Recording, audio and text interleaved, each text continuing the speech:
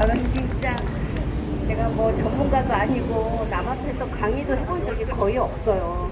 근데 지난번에 그런 기회를 주셔서 그냥 덜덜 떨면서 와서 그냥 아줌마 배짱으로 했는데 여러분들이 다 끝까지 잘 들어주시고 반응이 좋으시니까 또 저에게 다시 이런 기회를 주셔서 정말 감사합니다.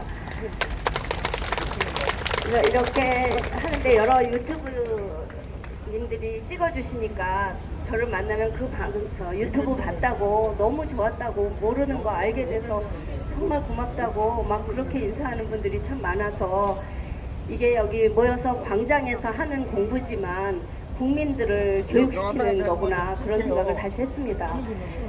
저는 지금 조원진 대표님 말씀하신 거 정말 대표님이 되게 다방면으로 인식하셔요. 아주 능력 있으십니다. 이번에 그 사이버 테러로 정말 수조 원의 우리나라 돈 내지는 세계은행에 돈을 훔쳐가는 그 북한에 대한 얘기를 저도 얼마 전에 공부하면서 배웠거든요. 탈북자한테서 직접 들었어요.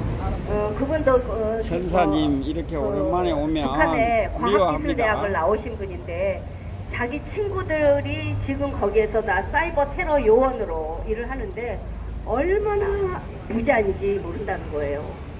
아주 엄청난 돈을 주면서 그들에게 아무리 돈을 많이 줘도 걔네들이 훔쳐오는 돈에 비해서는 조족 계열이니까 걔네들 대우가 정말 세상 누구도 부럽지 않고 어떤 유혹에도 넘어가지 않을 만큼 그 요원들에게 대우를 해주면서 도둑질을 시키고 있다는 얘기를 들었는데 정말 무서운 겁니다. 남의 돈을 훔쳐서 무기를 개발해서 전 세계를 향해서 미사일을 쏘고 협박을 하는 이런 미친 나라를 우리가 같은 민족이라고 머리 위에 이고 있어야 되는 우리 국민들이 참 기구한 운명이기도 합니다. 그렇죠?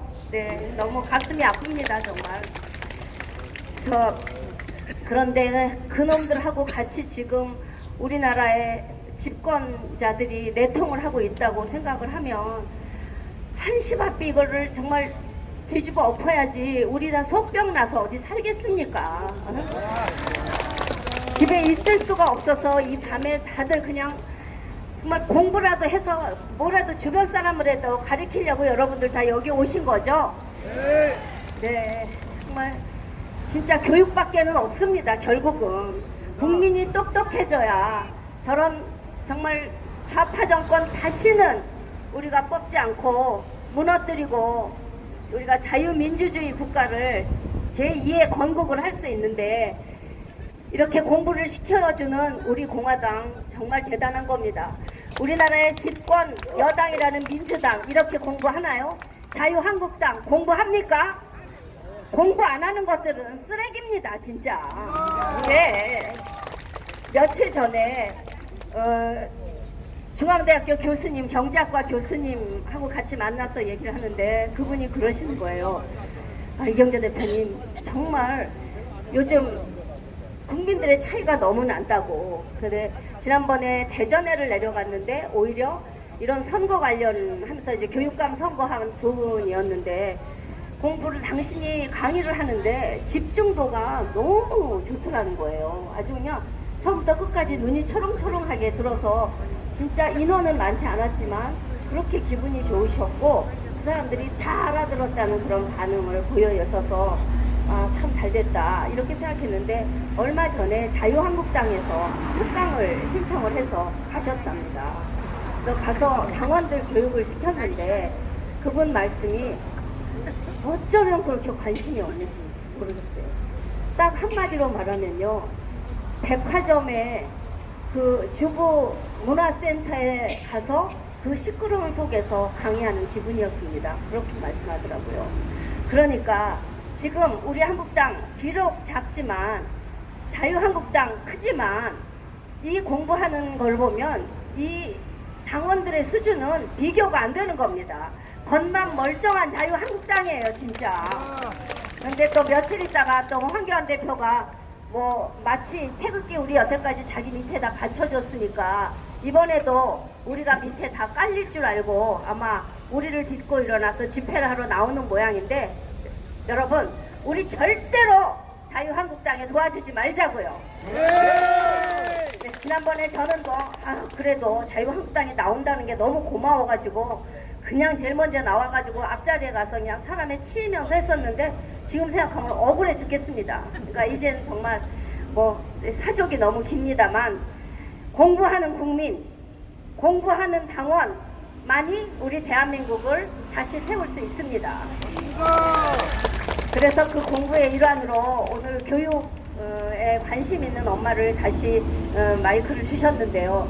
지난번에 와서 할 때 가장 우리에게 이슈가 고교 평준화 얘기였고 바로 다음 날 이혼의 자립형 사립학교 일반고로 전환하는 그 발표하는 날이었잖아요. 그래서 우리 내일 한번 두고 봅시다 그랬는데 물론 볼 것도 없었죠. 걔네들은 이 정권의 공약이었으니까 아주 착착 자기들의 공약을 이행하는 거니까 이혼에는 그의 꼭두각시니까 그야말로 그 10개 자사고를 전부 다 지정 취소를 해서 일반고로 전환을 했고 그래서 그들은 지금 그것을 다 효력 정지 가처분 신청을 해서 정식으로 행정심판으로 싸움을 시작했습니다. 당연하죠. 그 학교들 싸워야 되는 거 당연하죠.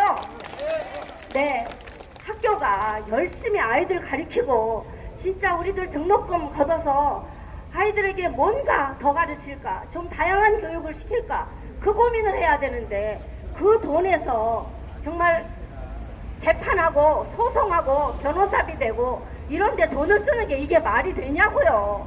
어쩌자고 우리나라는 이렇게 쓸데없는데 돈만 쓰는 나라가 됐습니까?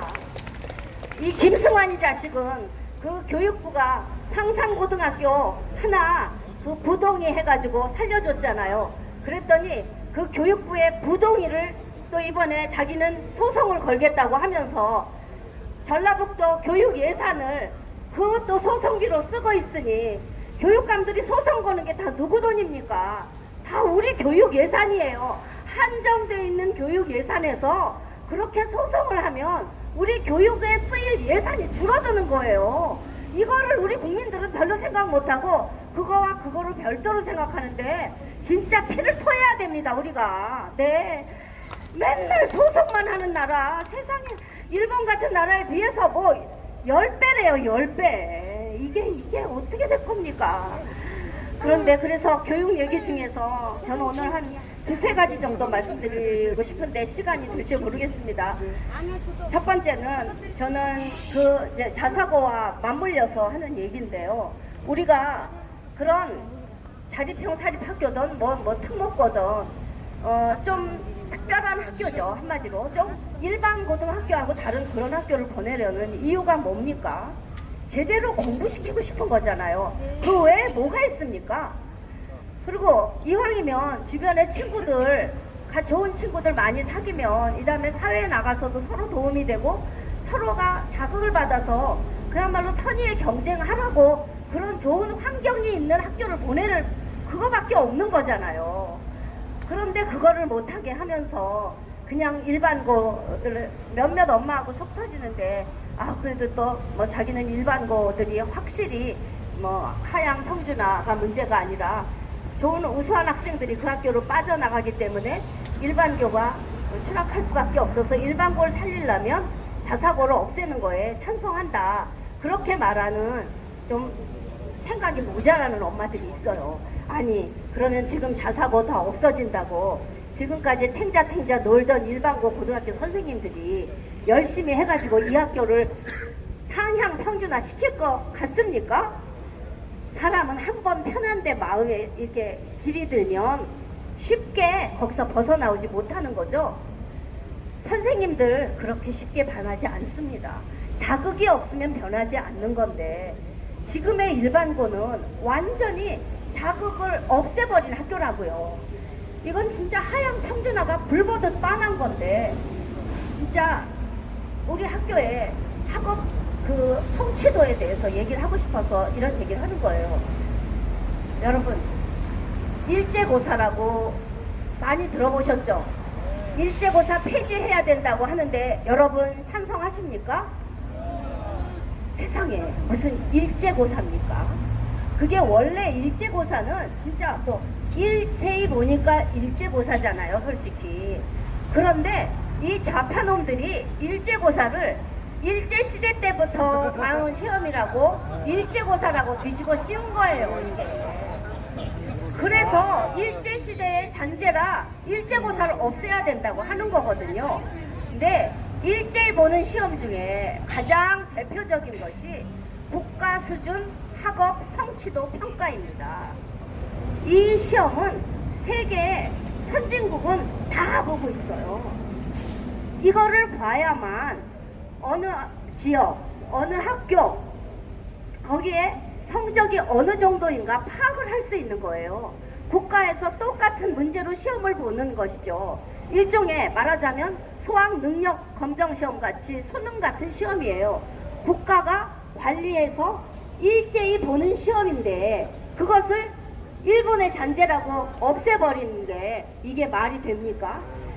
그래서 국가수준 학업 성취도 평가는 오래전부터 있었던 시험인데요.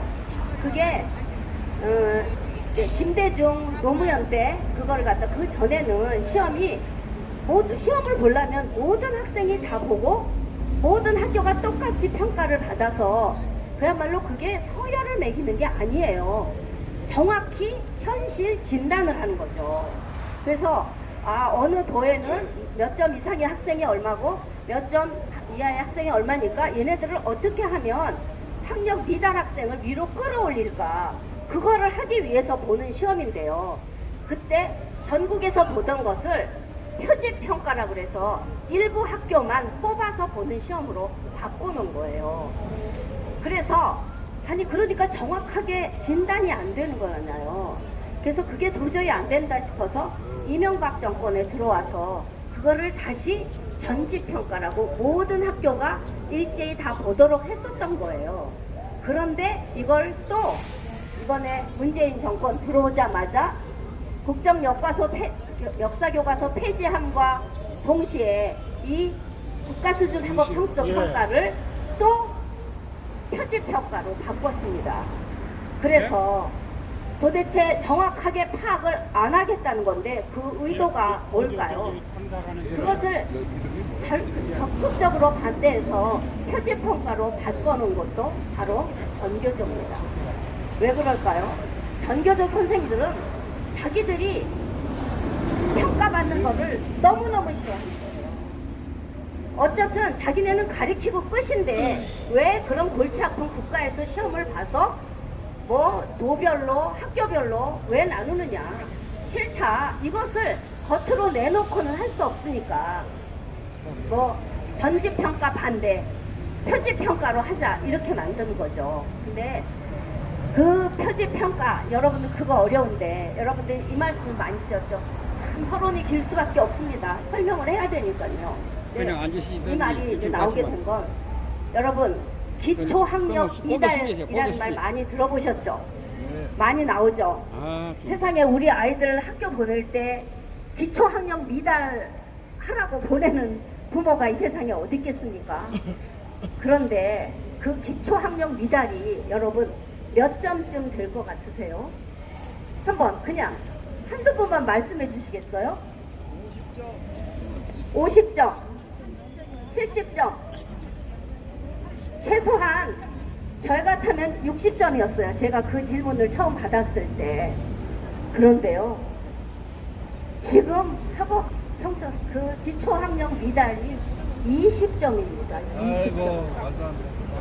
네, 30점이라고 하셨죠. 세상에 30도 안 되는 20점을 기초학력 미달이라고 하고, 그때 이제 이명박 정권에서 전지평가를 해가지고 그때 학업 성취도 평가 결과를 발표를 한 거예요. 그러면서 발표한 것도 다 발표를 하도 전교조가 반대해서 하지도 못하고 등급도 자세하게 나눠서 최하 만약에 기초학력 평가 얘네들은 어떻게 할 것이고 얘네 보통 아이들은 어떻게 하고 또 뭐 우수한 아이들은 어떻게 하고 아주 특출난 아이들은 어떻게 하고 해서 최소한 처음에 5등급으로 나눴던 건데 안 된다 해서 지들이 막 반대해가지고 기껏해야 3등급으로 나누는 거예요. 그래서 그런데 3등급으로 나눠도 까짓것 발표를 하면 좋아요. 근데 안 해요.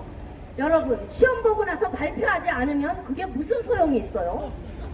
시험을 보고 그걸 밝혀서 학부모에게 알려줘서 당신의 자녀가 이 정도에 있으니까 우리 학교도 노력할 테니까 부모님도 노력해 주십시오 라고 알려주고 같이 의논해서 우리 아이들을 빨리 높은 단계로 올려야 되는 게 교육의 목적이잖아요. 그런데 지금 우리나라 교육부는 그걸 안 하는 거예요. 그런데 제가 지금 오면서 여기에 대해서 고민을 늘 하다가 최근에 좀 무심했다가 찾아보니까요. 아주 최근에 며칠 전에 나온 기사가 기초학력 미달 중고등학교의 실력이요. 2016년이 지금부터 몇 년 전이에요. 불과 3년 전이잖아요.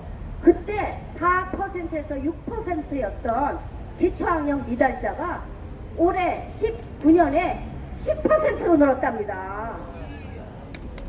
세상에 10%라고 하면요.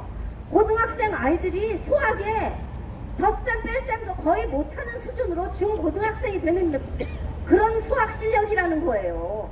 그러니까 이제 와가지고 어떻게 할지 몰라서 겉으로 말도 못하고 이걸 어떻게 하나 하면서 학교에서 이 기초학력을 미달자를 구제할 수 있는 방법을 각자 지침을 내려줄 테니까 알아서 해결하라고 이런 지침을 내렸더라고요. 그러면서 모델로 몇 학교의 사례를 우리 교육부에서 제시한다가 하는 거의 유일한 대책이었어요.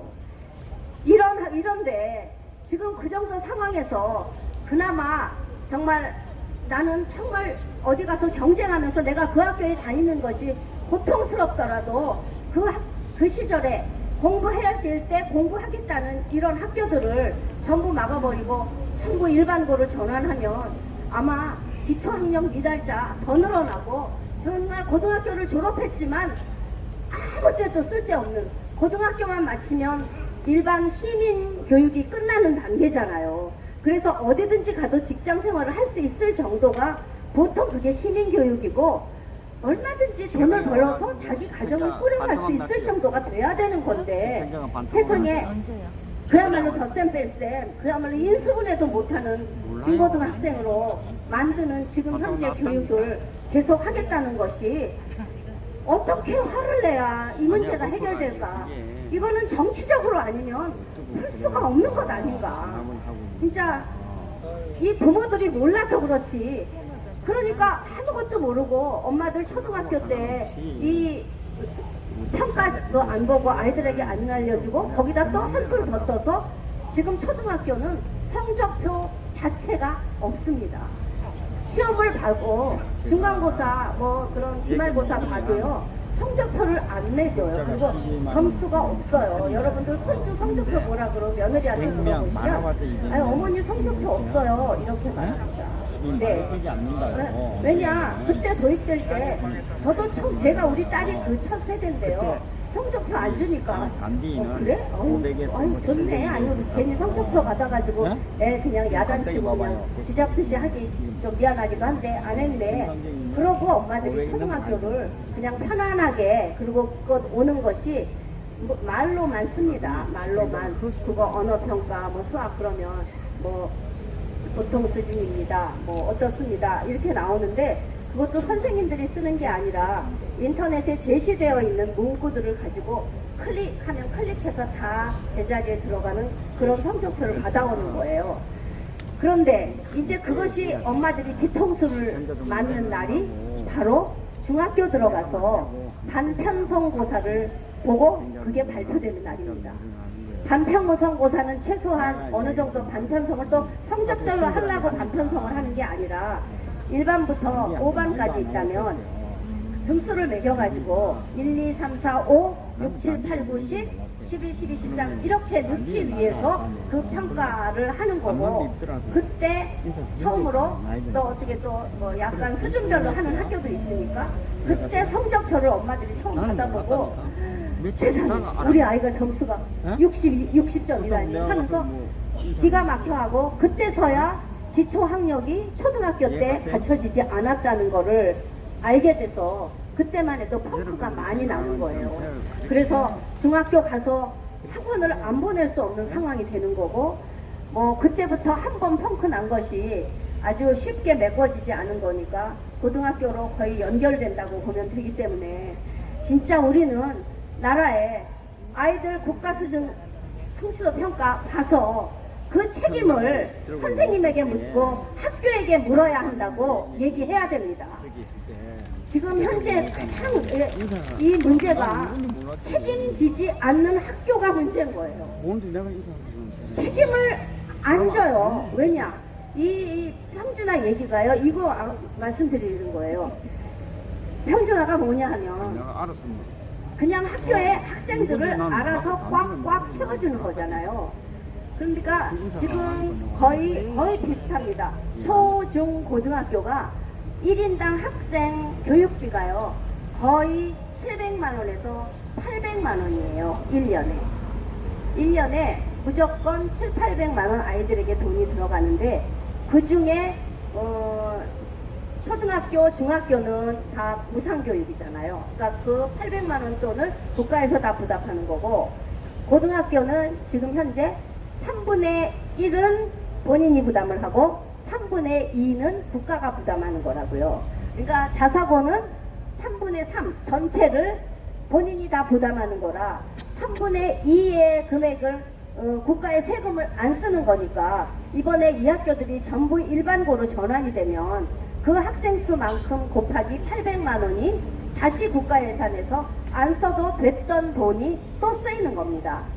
그런데 이 전부 이제 이 평준화가 다시 되면요, 아무리 공부를 못 가르쳐도 1년만 지나면 기초학력 미달자가 20%가 나오든 30%가 나오든, 아무리 서울대학을 보내는, 서울대학 학생을 한 명도 못 보내는 학교라 해도 그 800만 원씩 곱하기 100이면 100, 1000이면 1000명 다 채워주는데, 어느 선생님들이 그러고도 당신이 잘 가르쳤어요, 못 가르쳤어요, 야단 한 번도 안 치고 그 야단에서 피해가기 위해서 끝까지 이 시험을 거부한 것이고, 결국 선생님들은 입 다물고 있었지만 전교조가 대신 나서서 싸워서 선생님들이 책임을 면피하게 해줬다는 거. 이게 너무나 일본, 미국 뭐 어느 나라도 이런 게 없어요. 시험을 보고 나면 반드시 책임을 묻고, 안 되면 그 책임을 묻는다는 것이 그야말로 공부 못하면 지역적으로 정말 좀 떨어지는 지역은 엄마들이 다 못 돌보기 때문에 떨어질 수 있죠. 그러면 그 선생님에게 못 가르쳤다고 선생님에게 그 책임을 묻는다는 게, 막 당신이 못 가르쳤으니까 무슨 뭐 파면을 시키고 해직을 시키고 그러겠어요? 어떤 원인을 찾고 그러기 위해서 선생님이 왜 그러는지 그 이야기를 들려주면 옆에 보조교사가 들어가서 가르칠 수도 있고 얼마든지 할 수 있는데, 요즘 선생님들은 수고를 안 하겠다는 게 가장 큰 문제예요. 그냥 요즘 선생님들은 내가 가르칠 것만 가르치고, 그야말로 나는 교육 노동자니까 그야말로 9 to 5 하루에 8시간만 근무하고 집에 가면 그만이고, 또 아이들에게 잔소리만 하면 할수록, 야단치면 칠수록 정말 아이들이 왜 내 권한을 침해하냐고 학생 인권조례를 들이대면서, 선생님 저 기분 나쁘게 했어요, 왜 선생님 나한테 그런 자꾸 자존심 상하게 하세요 하고 그런 거 말할 때 사진 찍어서 어디다 올리면 선생님은 그냥 앉은 자리에서 아이에게 그야말로 관심을 가진 죄밖에 없는데, 그 선생님이 화살을 맞게 되니까, 요즘 제 친구가 아직도 현직에 있는 친구가 있고, 정말 주변의 선생님들 보면 하루빨리 선생을 그만두겠다는 생각밖에 없어서 진짜 유능한 선생님들은 다 지금 교직을 던졌어요. 진짜 노동자들만 남은 상황에서 이 문제를 어떻게 풀어야 할까요? 그냥 우리 다 알고 있는데, 우리 이미 교육에 대해서 전문가 아닌 사람이 없잖아요. 제가 이 자리에서 이런 말을 하기가 너무 죄송스러울 정도로 일반적인 얘기, 우리가 모두가 알고 있는데 대책이 없기 때문에 제가 오늘 이 자리에 나와서 얘기를 하는 겁니다. 그러니까 이 대책을 세워야 하는데, 지금 이것이, 그런데 진짜 사회주의 나라도 이러지 않아요. 중국이 대표적인 사회주의 국가 아닙니까? 중국은 정말 교육은 그야말로 자본주의식 교육을 하고 있어요. 중국에는 그 지역에 가장 우수한 학교가 있고요. 만약에 내가 종로구에 사는데 내 이 구에 있는 학교가 마음에 안 든다. 그러면 그 옆에 용산구에 있는 학교를 간다면 이 구와 구 사이를 옮겨가면 그때 여기에서 만약에 100만 원 내던 등록금이라면 이쪽에 다른 구에서 갈 때는 200만 원을 내는, 그러면서도 그 학교를 선택할 수 있는 자유가 있는 그런 나라기 때문에 인재가 나오고, 걔네들이 지금 정말 뭐 지금은 많이 그 판도가 바뀌었지만 한동안 우리가 중국을 무서워했잖아요. 중국이 진짜 얼마나 많은 자녀들을 미국으로 유학을 보냈고 그 인재들을 다시 중국으로 불러들여서 미국과 맞짱을 뜨면서 급성장을 하는 데는 교육이 그 바탕이 됐던 겁니다. 그런데 우리는 그나마 그 정말 우리가 어떤 면에서 내 아이는 그 학교를 못 보내도 걔네들이 인재들이 있어야 우리나라에 많은 국민을 먹여 살린다는 걸 인정했기 때문에 그래 그래도 열심히 노력은 해봐야지 라고 또 노력도 해봤고 가는 아이들을 부러워하기도 했었습니다. 그런데 이런 학교를 지금 다 없애버리면 우리는 인재 없는 나라는 영원히 구제할 수 없는 나라가 되는 거예요. 우리는 진짜 싸워서라도 어떤 식으로든지 지금의 현 사회주의로 가는 이 정책은 막아야 됩니다. 그래서 저는 일본의 교육 얘기를 조금만 말씀드리고 싶어요. 일본은 지금 우리가 어디서 감히 단위를 합니까? 정말 주제를 모르고 무식해도 어쩌면 이렇게 한심한 나라 국민입니까? 우리는 안 그렇잖아요. 우리는 안 그러는데 이 좌파들이 그 중에서도 정말 일부겠지만 선동당해서 반의를 하지만 일본은 위대한 나라지 않습니까? 우리는 거기서 배울 게 얼마나 많아요. 그런데 일본도 불과 얼마 전에 잃어버린 20년이라는 아주 어두운 시기를 보냈잖아요. 그런데 그 20년 잃어버리기 전에 일본도 교육 때문에 그렇게 된 부분이 아주 많았습니다. 일본에도 일교조라는 일본 교사 노동조합이 있었어요. 그래서 걔네도 우리랑 똑같이 아이들을 인격적으로 대해야 되고 인간적으로 삶아야 되고 뭐 저녁이 있는 삶이 돼야 되고 이런 얘기를 해서 유도리 교육이라는 여유 교육을 도입했었습니다. 그래서 여유 교육을 시킨 결과 나중에 피사에서 전 세계 학생들을 상대로 수학과 영어, 수학, 과학 시험을 봤을 때 그 평가 결과를 보고 일본이 쇼크를 먹은 거예요. 우리나라는 그나마 과학고등학교 특목고 아이들이 그 피사 세계 올림피아드 대회에 나가서 아주 상위 2등, 3등 그 정도 했고 거의 1등을 한 적도 있잖아요. 그러니까 중국하고 우리 한국에게 거의 뺏기고 나니까 일본이 쇼크를 받아서 그 유도리 교육을 폐지시켰습니다. 그리고 다시 타이트한 교육으로 돌아왔어요. 그런데 일본도 평준화 제도를 우리보다 먼저 도입을 했었어요. 그런데 그때 걔네는 우리보다 사립학교가 적었었더라고요. 비율적으로 볼 때 거의 10%도 안 됐어요. 우리나라는 정말 전후에 그 많은 이제 그런 독지가들이 지어서 70~80%가 사립이어서 평준화를 도입할 때 사립을 제외하기가 너무 힘들었겠죠. 그래서 이제 그 당시에 그렇게 했는데 일본은 그 10% 안 되는 사립학교를 빼놓고 나머지 학교를 이제 평준화를 했던 거예요. 그런데 그 유도리 교육을 폐지하면서 사립학교들이 먼저 치고 나오기 시작했어요. 그래서 이 학교들은 주 5일제를 다 시행을 했고 우리도 주 5일제 도입된 지 얼마 안 됐잖아요. 근데 교육의 주 5일제가 가장 늦게 도입이 돼야 되는 건데 우리는 직장이 주 5일제가 채 100% 완전하기도 전에 교육이 먼저 주 5일제가 도입되는 바람에 우리 아이들이 굉장한 혼란을 빚었습니다. 그래서 어쨌든 손해가 또 많이 있었고요. 그런데 이제 일본은 하면서 주 5일제를 사립학교가 먼저 버린 게 저는 너무나 진짜 쇼크예요. 그런 변화가 와야만 나라가 사는 겁니다.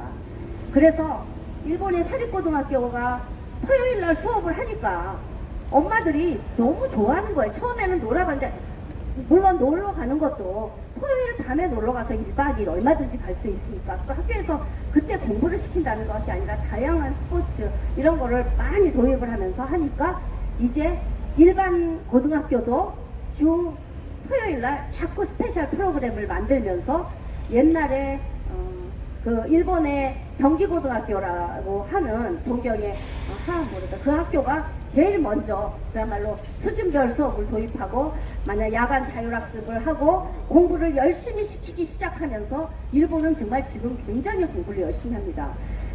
여러분도 느끼시겠지만 일본에 가서 여행할 때 중고등학생들 가방에 메고 다니는 그 가방을 보세요. 저는 한번 눈에 띄기 시작하니까 계속 그 학생들만 찾아보고 깜짝 놀랐어요. 이만한 가방을 등에 메고 우리의 정말 10년 전, 20년 전 같이 가방을 들고 다 그렇게 진짜 일본이 교육으로 살아나고 있구나 라는 걸 느낄 만큼 그렇게 걔네는 공부를 시키고 있습니다.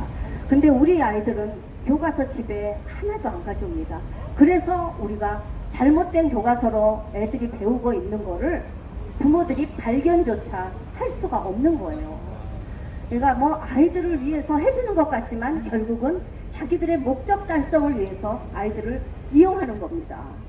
그리고 저는 정말 일본이 걔네는 우리같이 북한하고 대치하고 있지도 않은데도 일본의 그 유도리 교육하고 아이들에게 공부를 많이 안 시키고 교사가 주인이 돼가지고 완전히 교사가 점점점 편해진다는 것에 대해서 국민들이 들고 일어나서 엄마들이 들고 일어난 거예요. 그게 그래서 일교조가 없어졌는데 우리는 그 정도라면 까짓 거 내버려둘 수도 있겠다고요. 우린 그렇게 많이 안 나선다면.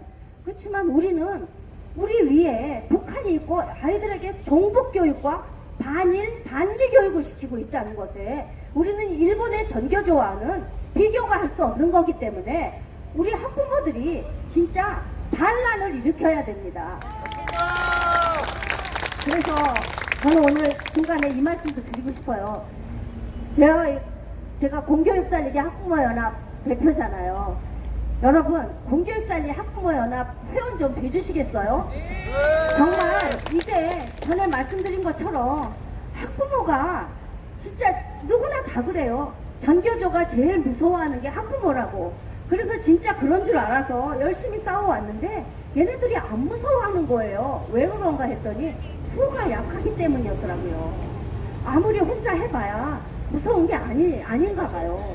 그러니까 진짜 할머니 할아버지들이 손주 손녀를 대신해서 학부모 단체에 왕창 모여서 우리가 정말 새를 보여주고 그 새로 그게 뭐 시민운동만 하겠습니까? 저는 시민운동으로 끝내서는 왜 우리가 맨날 시민운동만 해요?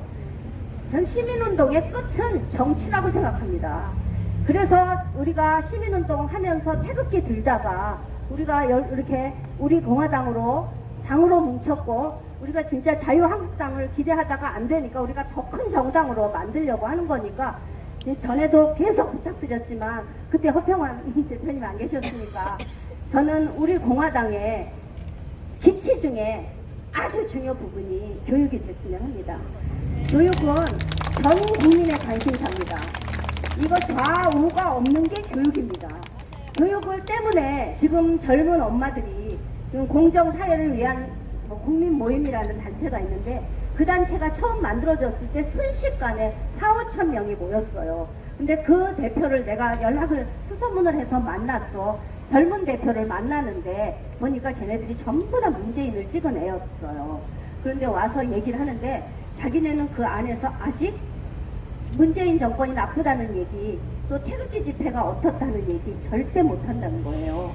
그런데 자기들이 서서히 교육으로 인해서 서서히 변해가고 있습니다. 그러더니 요즘 걔네들은 완전히 이 문재인 정권의 교육정책에 사사건건 반대하는 그런 젊은 학부모 모임으로 변했어요. 그런 것처럼 교육밖에 대답이 없습니다. 왜냐하면 누구든지 내 자식을 건드리면 가만히 못 있잖아요. 그런데 내 아이를 좋은 학교 보내겠다는데 이 학교 못 가게 하고 지금 초등학교 때부터 열심히 준비해서 진짜 고등학교에는 멋진 기숙학교 보내고 요즘은 다 직장 다니기 때문에 아이들 교육이 진짜 문제잖아요. 그러니까 안전한 기숙학교에 보낼 정도의 돈은 우리가 얼마든지 벌고 할 수 있는데 그런 학교를 없앤다니까 엄마들이 지금 뚜껑이 열리고 그야말로 조국 같은 자식 자기 아들 딸은 다 뭐 누구나 안 그렇습니까? 모두 지금 우리나라에 김상곤 뭐 광로연 여기 무슨 조희연 누구 하나 아닌 사람이 없을 만큼 자기들은 다 특목고 자사고 보내서 뭐 의학 전문 대학원을 공부도 지지리 못하는 걸 가진 걸 다 해서 거기다 들여보내가지고 자기들은 3위계층으로 가고 그때 조국 자식이 한 말이 있습니다. 여러분들 이제는 다 아시겠죠? 개천에서 용이 나는 거를 우리는 원한다. 아무리 어려운 환경이라도 열심히 노력하면 좋은 학교를 가서 신분 상승을 할 수 있는 거를 원하는 거 아닙니까? 당연히 그렇게 돼야 되는 거 아니에요? 그런데 조국이 그 자식이 한 말이 왜 개천에서 용이 나야 합니까? 개천에서 용 될 생각 하지 말고 여러분은 아주 깨끗한 하천을 만들어 줄 테니까 거기에서 붕어, 미꾸라지, 잉어가 돼가지고 아주 평화로운 개천에서 살면 된다고 이 개새끼 아닙니까? 이 쌍놈 정말 욕을 안 할래야 안 할 수가 있어야죠. 이렇게 이중적이고 완전히 자기들은 영원히 정말 신분 상승해서 자기 자식들은 깜도 안 되는 것들을 상위로 집어넣어가지고 옛날에 이조시대 때 양반 계층으로 돼가지고 누구도 넘보지 말라고 하는 것과 무엇이 다릅니까? 저는 진짜 우리나라 교육이 잘못되면서 이 말씀 꼭 드리고 싶어요. 교육과 상관없는데요. 여러분 요즘 우리나라 거리를 지나다니면서 제가 뭐 개천 얘기가 나와서 생각이 났어요. 어디 지나다니면서 우리나라 잘 정돈된 정원이나 내지는 잔디밭 보셨나요? 불과 한 10년 전만 해도요. 웬만한 공원에 안에는 참 정돈이 잘 돼 있었어요. 나름대로. 진짜 우리가 못 살던 박정희 대통령 시대 때도 별게 없었지만 한 달에 한두 번은 수목소독이란 거 하면서 막 약 뿌리고 다니면서 우리 어렸을 때 그 뒤 막 쫓아다니면서 했던 기억이 있으시잖아요. 그러면서 우리가 그렇게 가난했던 시절에도 우리가 나무를 심으면 그 나무에 병충해를 없애려고 그런 소독을 하고 아줌마들이 그야말로 진짜 잔디에 잡초를 뽑아서 작은 정원이지만 깨끗하게 관리를 했는데 여러분들 내일부터 눈을 뜨고 한번 어디든지 지나가 보세요. 여기도 마찬가지입니다. 진짜 이게 바로 쑥대밭이에요. 우리나라 모든 잔디밭과 이런 정원은 쑥대밭이 됐습니다. 우리나라 국민이 지금 쑥대밭이 된 것처럼 우리나라 교육이 쑥대밭이 된 거하고 똑같습니다. 우리 자식들도 한마디로 쑥대밭으로 자란 거예요. 지금 제가 생각해 봅니다. 우리 아이들 기르는 것과 잔디밭을 가꾸는 것과 똑같습니다. 처음에 잔디를 이렇게 정원을 만들어 놓으면 초장에 나무를 심고 잔디를 심잖아요. 그러면 처음에는 잔디에서 막 흙이 섞여 있기 때문에 거기에 잡초가 많이 씨가 있으니까 잡초가 막 자라잖아요. 그러면 초장에 잡초를 열심히 뽑고 여기 있는 나무가 잘 자라도록 요 옆에 있는 잡초를 뽑아줬을 때 여기에 있는 나무가 무성하게 자라고 잔디는 잔디만 남아서 잔디를 잘 깎아서 잔디는 나중에 잡초를 뽑은 후에 깎아주기만 하면 되는 거고 이 나무는 주변에 잡초가 없으니까 잘 자라야 정돈된 정원이 되는 것이고 우리 어렸을 때 아이들 기를 때 걔네들이 뭐를 압니까? 진짜 천방지축이잖아요. 그럴 때 선생님이 야단치고 부모가 야단이 아니죠. 교육은 저는 잔소리라고 생각합니다. 끊임없는 잔소리를 되풀이할 때 그것이 교육이 되는 건데 지금 선생님들 교실에서 잔소리를 안 하잖아요.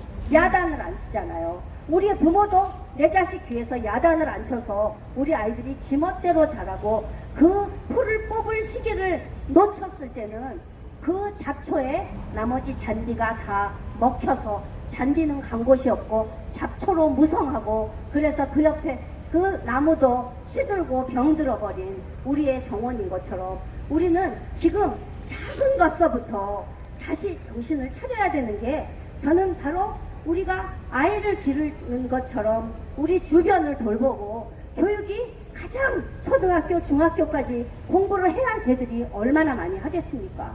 우리는 지금 정말 제가 자꾸 말씀을 드리죠. 우리는 다시 제2의 건국을 해야지 지금 이 정도에서 조금씩 뜯어고쳐서 될 나라가 아니다. 이미 우리 교육은 뜯어고칠 수준이 아니다. 그러면 부수고 다시 짓는 제2의 건국을 할 때 저는 그런 교육 있잖아요. 일본이 그렇게 우리가 지금 일본 가면 그냥 너무 배가 아프고 속이 상해서 일본 갔다 온 사람들 다 하는 얘기가 너무 속이 상하대요. 그렇게 말을 해요. 너무 기분이 좋았지만 너무 속이 상하다고. 그러면 배워야죠. 근데 걔네 교육의 기본이 뭡니까?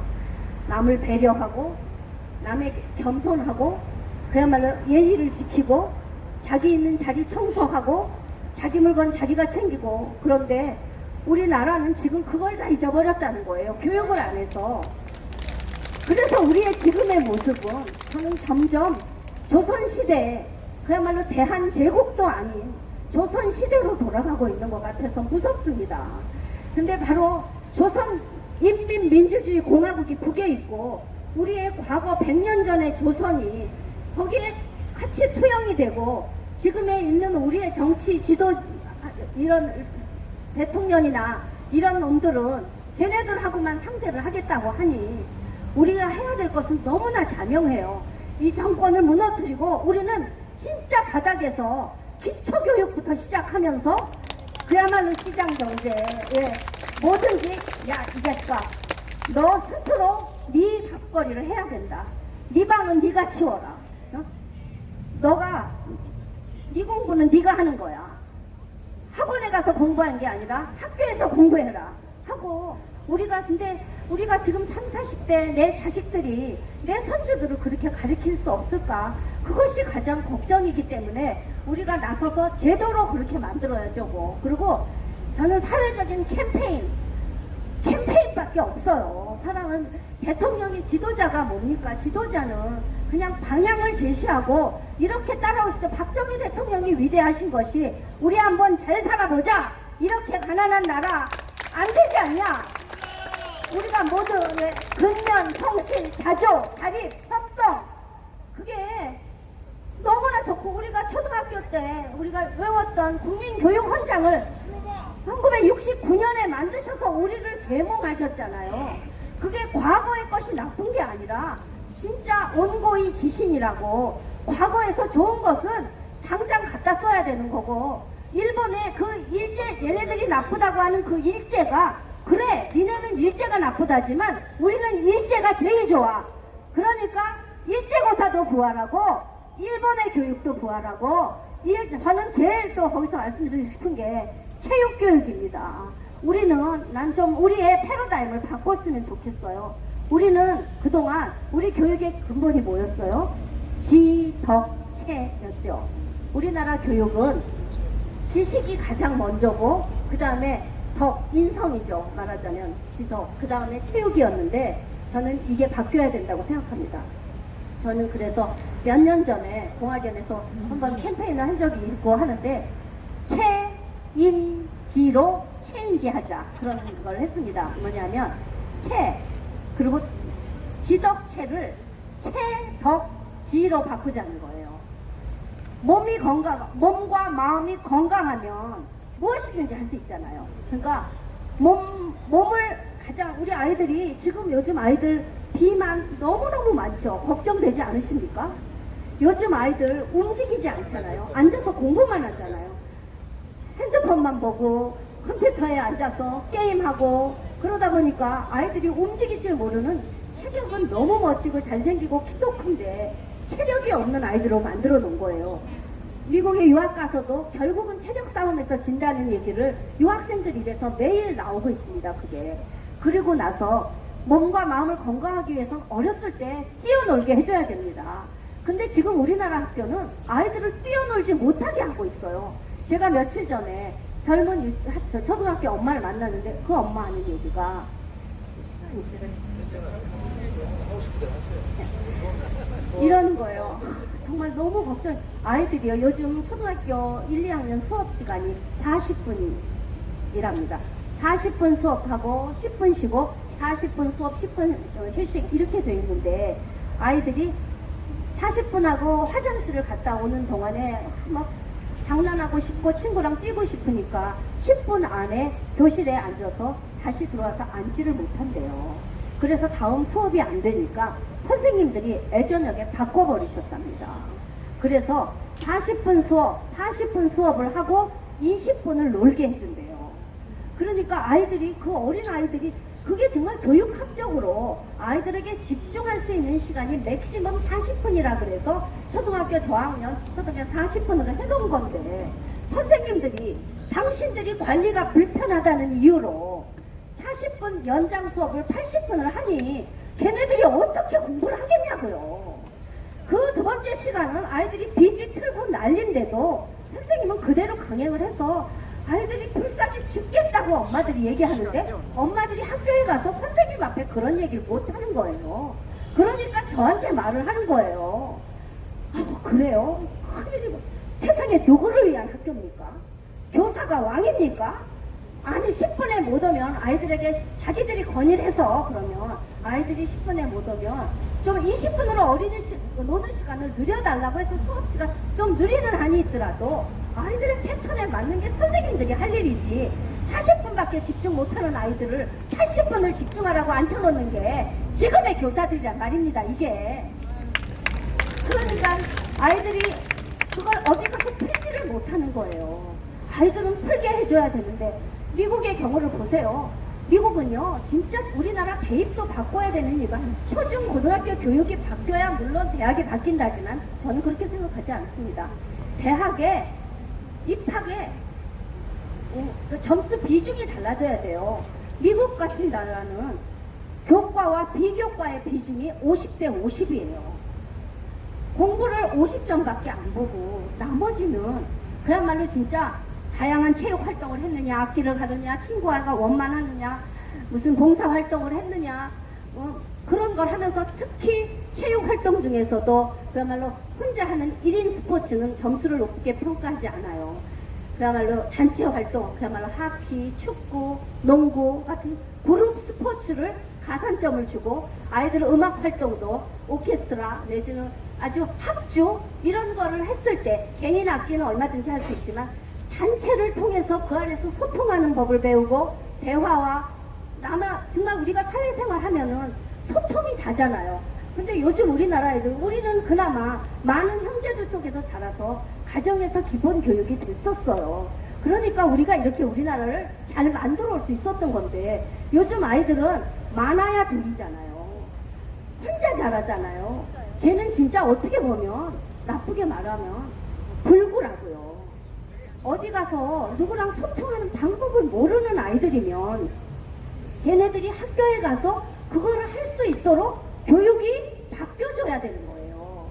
그렇게 해서 초중 고등학교 교육이 진짜 공부만이 아닌 그야말로 다양하게 진짜 방과후가 아니고 방과후만 옛날에 우리 꼭 방과후란 말 안 쓰고도 특활 시간 같은 데서 우리가 좋아하는 돈 안 내고 음악, 미술, 체육 다 배웠잖아요.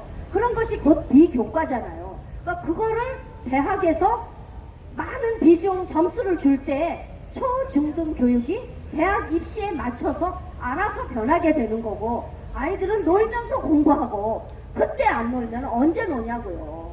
아이들이 불쌍하기도 하지만 거기서 끝나는 게 아니라 아이들이 아주 균형이 없는 아이들로 자란다는 거예요.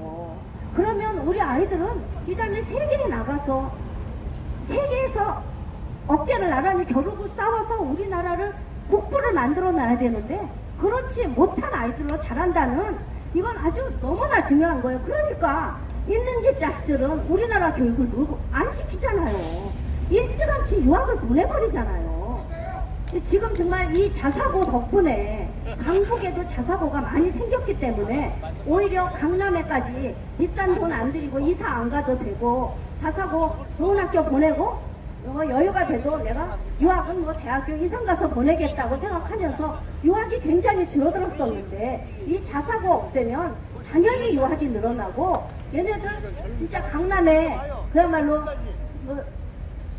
강남 8학군으로 벌써 강남 8학군에 아파트 값이 들썩들썩 한다는 얘기가 나오게 그렇게 또 이상한 정책으로 다시 가는 거예요. 그러니까 하나의 문제가 그러니까 교육 문제 하나가 그야말로 집값하고도 그대로 연동이 되고 뭐 우리가 진짜 학교에서 아이들만 제대로 가르치면 우리가 학원비만 안 쓰면 우리 얼마나 윤택하게 살 수 있을까요? 정말 그 돈으로 한 달에 뭐 둘이 학원만 안 보내면 돈 100만 원 남으면 그 100만 원으로 주말마다 가족끼리 여행 가고 외식하고 그러면 지역 경제도 살고 얼마든지 세상이 돌아갈 수 있는데 이 교육이 교육에 그치지 않는다는 거를 정말 위정자들이 알아야 됩니다. 좌파들은 자기들의 정권을 지들이 차지하기 위해서 나쁜 방향으로 교육을 이용해 먹었지만 우리나라를 살리려고 우리 공화당에서는 교육을 통해서 우리 대한민국의 모든 삐뚤어진 제도를 다 고칠 수 있다는 거를 아시고 저는 진짜 이번 30일, 31일 이때 우리 공화당의 비전이라든지 이런 거를 지금 그날 발표를 하신다 그러는데 저는 지금까지 우리 공화당이 비전을 솔직히 제시하시지 않았어요. 그렇게 누구도 귀에 솔깃하는 그런데 많은 사람이 그때 이러는 거예요. 세상에 기가 막혀.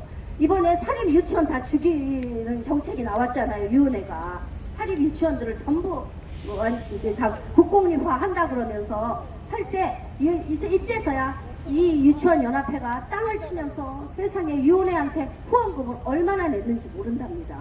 그러고 사실은 알고 봤더니 대통령 후보를 안철수를 다 찍었대요. 이 미친 사람들이.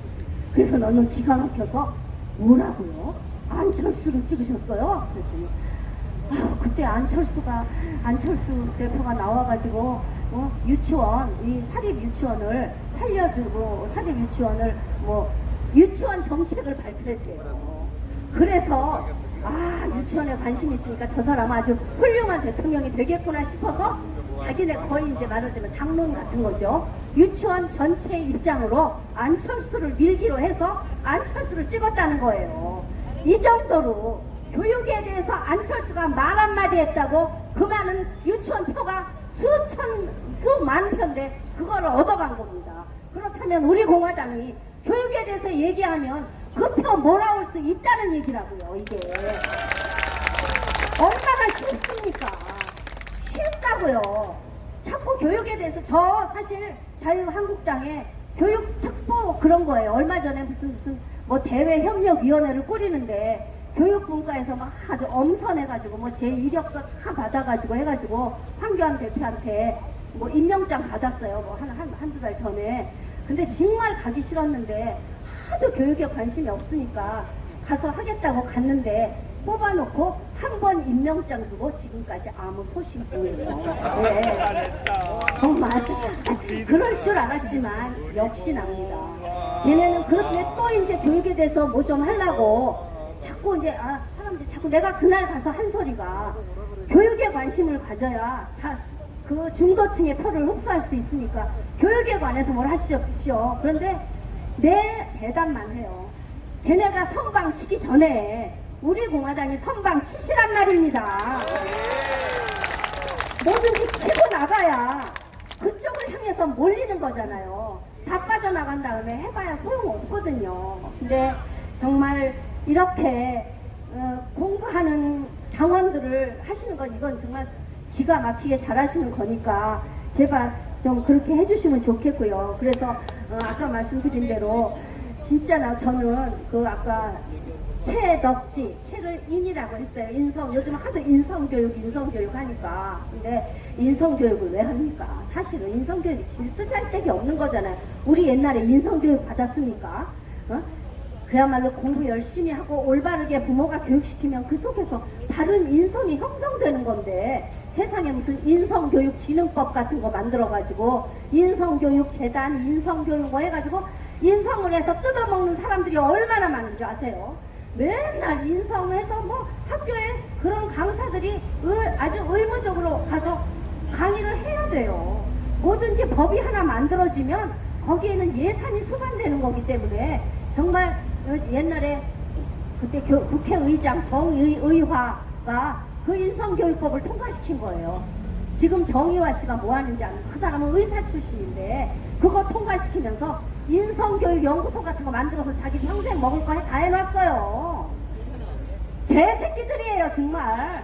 그때 몇 번 무슨 사건 일어나서 아이들이 학교 폭력 해가지고 뭐 많이 싸우고 그러니까 인성교육 시켜야 됩니다. 그러니까 인성교육을 시키는 것까지는 좋은데 그때 한국교총회장 안양옥이가 자기가 인성교육진흥재단인가 뭐 그런 걸 만들었어요. 내가 이런 걸 왜 만드십니까? 나중에 알고 보니까 자기가 교총회장 그만두면 그거 하려고 만든 거였던 거예요. 그런데 자기도 나중에 근데 그러니까 또 이제 막 법안을 발의하도록 뭐 수석했는가 정의화가 얼씨구나 하고 만든 거예요. 그래서 법이 통과돼서 예산이 엄청나니까 뽑아먹을 거 다들 차지하고 있는 거예요. 그래서 내가 안양호 회장한테 도대체 그때 그런 거 왜 만들어가지고 이게 법까지 만들어진 게 이게 뭡니까? 하고 막 화를 냈더니 아니 나도요 세상에 그 법이 통과될 줄 몰랐어. 정의화가 그렇게 통과시킬 줄 몰랐어. 그거 법까지 할 필요까지는 없었는데 이러는 거예요. 이렇게 만들어지는 게 우리나라 법입니다. 그런데 어쩔 수 없이 만들어졌다 쳐도 아이들 뭐 인성 정말 싫지만 집안에서 가정교육이 잘 쓰고 학교교육이 잘 되면 아이들은 저절로 다른 생각을 갖게 되면 그게 인성교육인 거죠. 그러니까 전 어렸을 때 아이들에게 다양하게 자기를 표현하고 미술도 그리고 그게 체가 꼭 체육만 포함하는 게 아니죠. 음악, 미술, 체육. 그래서 지금 자사고 같은데 여기 하나고등학교 제일 좋은 자사고잖아요. 서울에 하나은행에서 만든 그 자사고는 아이들에게 웬만한 자사고들 다 그래요. 1인 1악기, 1인 1체육. 그게 의무교육이에요. 모든 운동을 해야 되고 모든 악기를 하나는 다뤄야 되게 그만큼 그렇게 하기 때문에 엄마들이 그 학교로 가고 싶은 거예요. 우리가 어렸을 때 악기에 대한 것도 씨를 뿌려두면 그때는 아이들이 조금 배웠다가 안 하고 공부가 바빠서 못한다 하더라도 나이가 40이 50이 돼서 그 어렸을 때 반드시 씨앗을 뿌려놔야만 그 당시에 나 옛날에 내가 배웠던 악기 바이올린 한번 다시 해보고 싶어 이럴 때 하는 거지. 나이 40, 50대 가지고 바이올린을 어떻게 배우냐고요. 어렸을 때 씨를 뿌려주는 게 너무 중요한데 우리나라의 교육에는 씨를 뿌리지 않잖아요. 그냥 어렸을 때부터 공부만 하라 그러니까 안 됩니다. 우리가 이렇게 잘 사는 우리 어렸을 때 정말 그 가난하던 학교 공립학교에서도 특화 활동을 통해서 음악 미술 뭐 그야말로 요리 학교도 요리도 했고 했었으니까 진짜 우리가 아이들을 잘 기르는 방법이 무엇인가.